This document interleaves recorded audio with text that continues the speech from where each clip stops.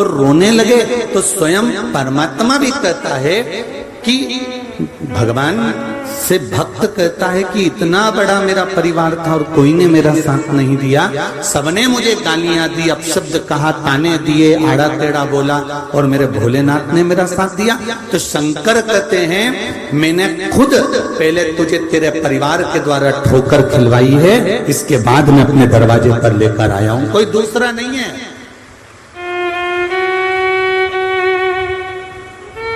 पूरी परीक्षा दिलवा देता है मेरा शंकर, मेरा राम, मेरा कृष्ण आपके सामने पूरी परीक्षा भी दिलवा देगा, ये परीक्षा है और ये देना है।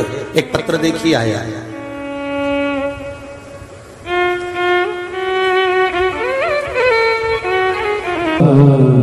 ये शिव है, ये औघड़ी है, ये दयालु है, ये दातार है, ये कृपालु।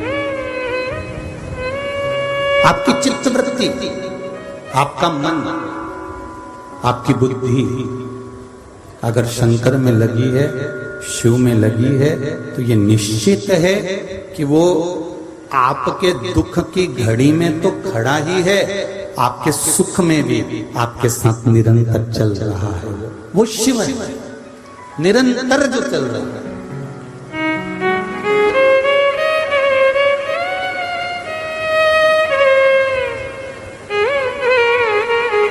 किसी ने कुछ कहा, हम बेटा बेटियों से कहते हैं, हम बहुओं से कहते हैं, हम बहुओं से भी कहना चाहेंगे। कई बार बहुएं पत्र लिखती हैं हमको भी और कहती हैं गुरुजी आप हमें सब बहू के लिए कहते हो, कभी कभी सास के लिए भी तो बोला करो।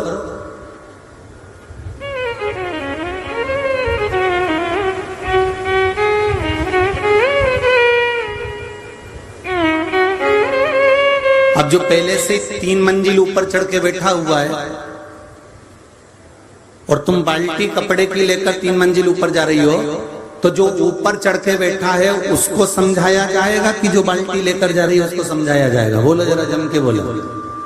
देखो बहू धीरे से लेके जाना बेटा, उधर वाली सीढ़ी टूटी हुई है, उधर सीढ़ी के पास में से डंडा पकड़ के अच्छे से ऊपर चढ़ जाना। दूसरे नंबर की छत पर जाओगी तो वहां ताला खोल लेना, ताला खोलकर फिर तीसरे नंबर की छत पर जाओगी तो वहां पर तार पड़ा हुआ है लाइट का, जरा ध्यान रखना करंट नहीं लग जाए। और बहू को समझाते समझाते समझाते समझाते 3 मंजिल ऊपर पहुंचाया। जो ऊपर पहले से चढ़ के बैठी हुई है उसको समझाने की क्या जरूरत है, क्योंकि वो तो उससे भी ऊपर जाने वाली है। उसको समझाकर करेंगे क्या? तुमको पूरी जिंदगी जीना है। वो 80 में पहुंच गई, 70 में पहुंच गई, 65 में पहुंच गई, उसके बाद की कोई गारंटी नहीं है कब निपटी जाए, किसको मालूम है। पर तुम तो अभी 30 की हो, 32 की हो, 34 की हो, 40 की हो, तुमको तो अपनी अभी जिंदगी जीना है। उन्होंने तो अपने बच्चों को पाल पोस कर बड़ा कर विवाह कर दिया, तुम्हारे जैसी बहू आ गई। अभी तो तुम्हारी इतनी सी औलाद जिनको ABCD सिखाने के लिए 25 बार सोचना पड़ता है, स्कूल भेजने से पहले टिफिन बनाकर कितना मशक्कत करना पड़ती है, तब जाकर तुम उसको स्कूल भेजते हो। जरा विचार करो, अभी तो तुम्हारी जीवन की शुरुआत है। अगर सुधरना है तो आपको सुधरना पड़ेगा। ये तो पहले से ही चढ़े चढ़ाए बैठे हुए हैं, इनको सुधारने की जरूरत नहीं, इनको समझाने की जरूरत नहीं, समझना अपने को पड़ेगा। अपन समझेंगे आगे बढ़ेंगे। हमें अपने को समझना है, अपनी जिंदगी को हमें अग्रण्य लेकर जाना है, अपने जीवन को हमें आगे बढ़ाना है।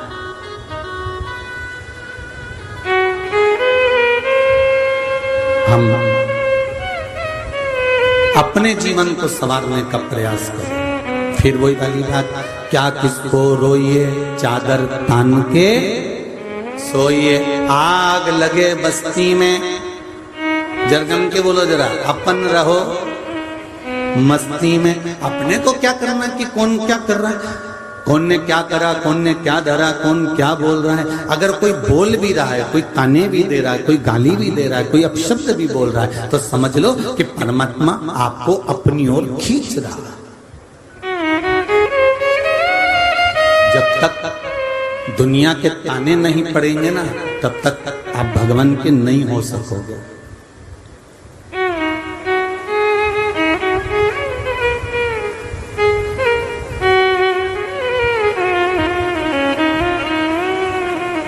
जब सारी दुनिया के ताने पड़ जाते हैं, अब शब्द मिल जाते हैं, खूब गालियां मिल जाती है, उसके बाद आप फिर भगवान की ओर जाते हैं,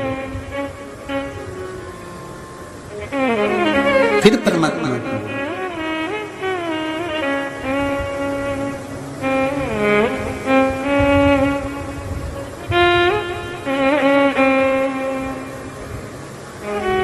शिव कथा कह रही है, भगवान शंकर का चरित्र कह रहा है। व्रत वाले दिन, उपवास वाले दिन, साधना वाले दिन, परमात्मा को प्राप्त करने वाले दिन आपका मन, आपकी इंद्रियां आपको उचिष्ट करे,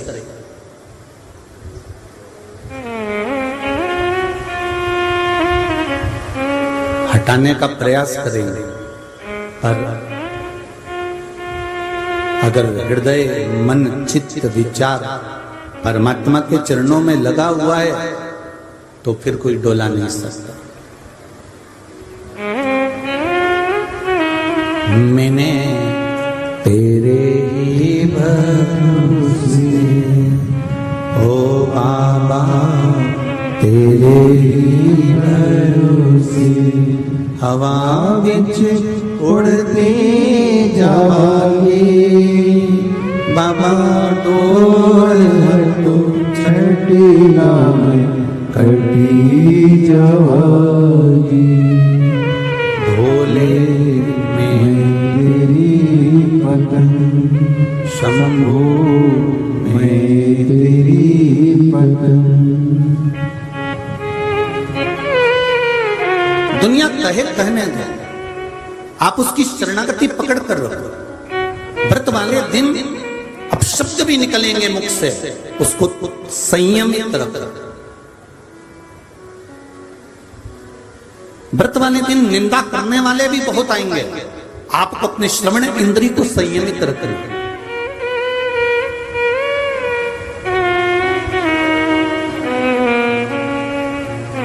व्रत वाले दिन हो सकता है आप टीवी देख रहे हो, मोबाइल देख रहे हो, कुछ गलत भी सम्मुख में आ सकता है, पर अपने नेत्रों को संयमित रखना है।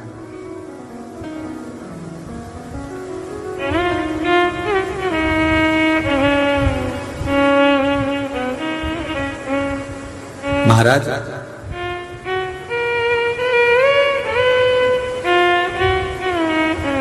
जहर में भी उतना जहर नहीं होता, जहर में भी उतना जहर नहीं होता जितना दूसरे के प्रति लोगों के मन में होता है। ध्यान देना जरा, जहर में भी उतना जहर नहीं होता जितना दूसरे के प्रति,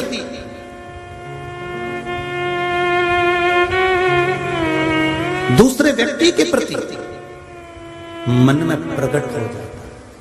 क्यों? जहर एक बार पियोगे, बच गए तो बच गए और मर गए तो मर गए, पर जो मन में किसी दूसरे के प्रति एक बार जहर भर जाता है तो सियोर वाला गुरुजी जैसा भी नहीं सुधार सकता। बहुत कठिन।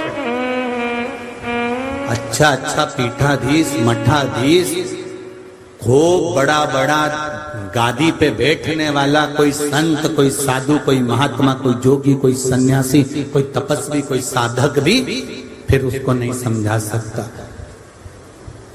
बहुत कठिन।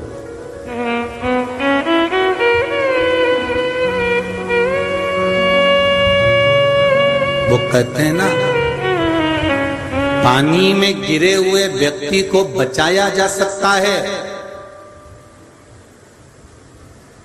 पानी में डूबे हुए व्यक्ति को बचाया जा सकता है, पर प्याली में डूबे हुए व्यक्ति को बचाना बहुत कठिन हो जाता है।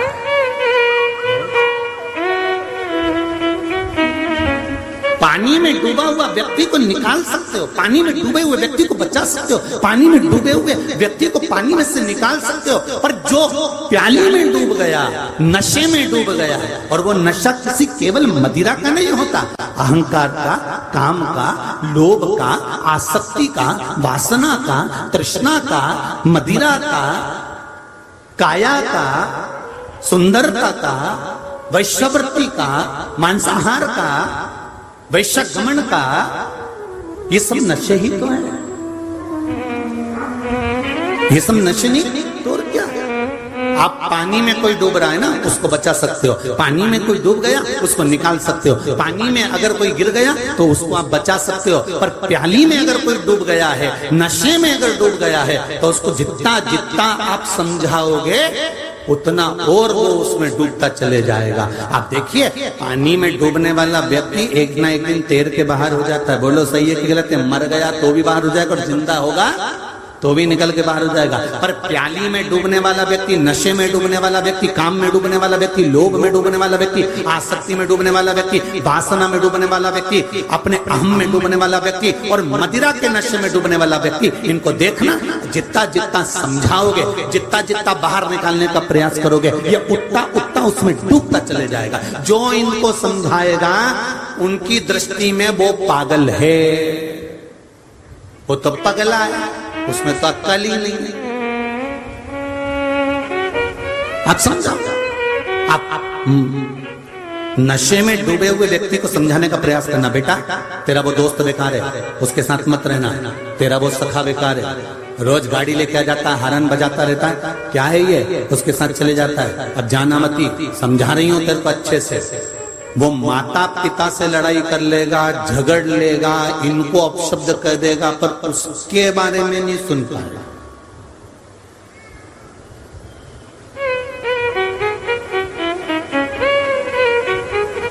आज अखबार में एक न्यूज पढ़ी थी, यहाँ के अखबार में नहीं थी, कहीं दूसरी जगह का अखबार था, फेसबुक पे डला हुआ था, और बच्चे छोड़कर, रिश्ते छोड़कर, सबको छोड़कर, अपने बच्चों को छोड़कर, अपने काम धंधे को छोड़कर आप कहीं तीर्थ में जाकर बैठ जाओ, या आप बैरागी बन जाओ, संत बन जाओ, साधु बन जाओ, सन्यासी बन जाओ, या कहीं तीर्थ में जाकर बैठ जाओ, तो उसमें सफलता, उसमें कोई प्रसन्नता, उसमें कोई आनंद नहीं है। वेद व्यास जी लिखते हैं, सबसे बड़ा आश्रम होता है गृहस्थाश्रम। और हम आज के बेटा बेटियों को, आज की नवयुवक टीम को एक बात जरूर कहते हैं कि जितना कमाओ तुम किसी को दो चाहे मत दो, पर अपने ऊपर थोड़ा थोड़ा खर्च जरूर करो। उसी तरह शिव पुराण कहती है कि जितनी जिंदगी मिली है उसमें थोड़ा थोड़ा परमात्मा के भजन में लगाते चलो। तो ये नवयुवक टीम थोड़ा थोड़ा लगाती है ना, तो उसमें इनकी प्रसन्नता, उसमें इनका आनंद।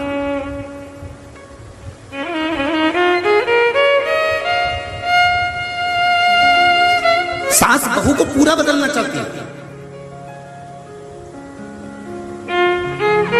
पर बदल नहीं पाती। अगर वो थोड़ा थोड़ा बदलेगी ना, बेटा हाँ मम्मी ऐसा, हाँ मम्मी।